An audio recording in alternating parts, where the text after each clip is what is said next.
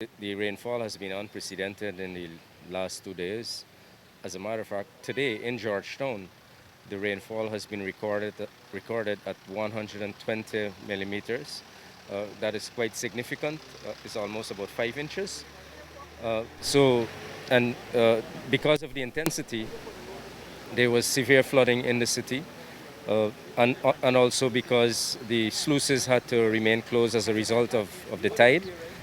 Since 9 a.m. this morning, the sluices were reopened, and we have quite a few pumps. All the pumps are operating, so the water has started to recede across the country, especially in region on the east coast. Has significant water accumulation.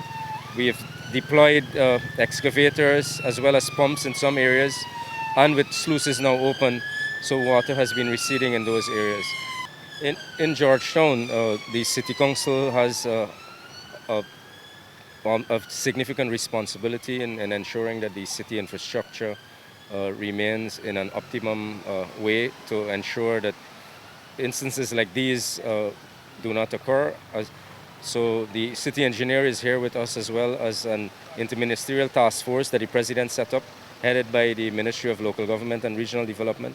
So we have our engineers here with NDIA engineer, as well as the city engineer, as well as public works engineer. And they have gone around the city to do an assessment of what has happened.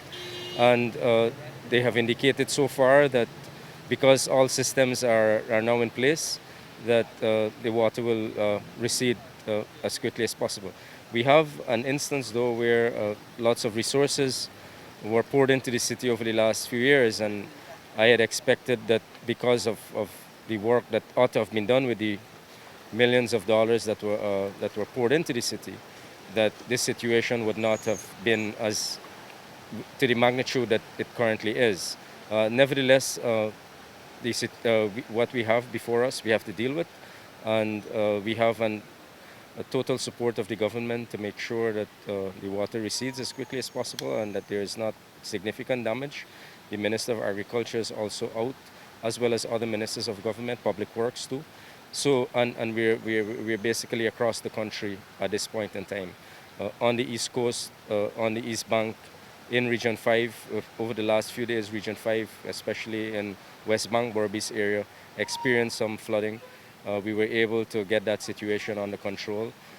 In Charity, there is flooding too, and I've been advised as soon as the tide recedes and the sluice is open, that the situation there will get back to normal.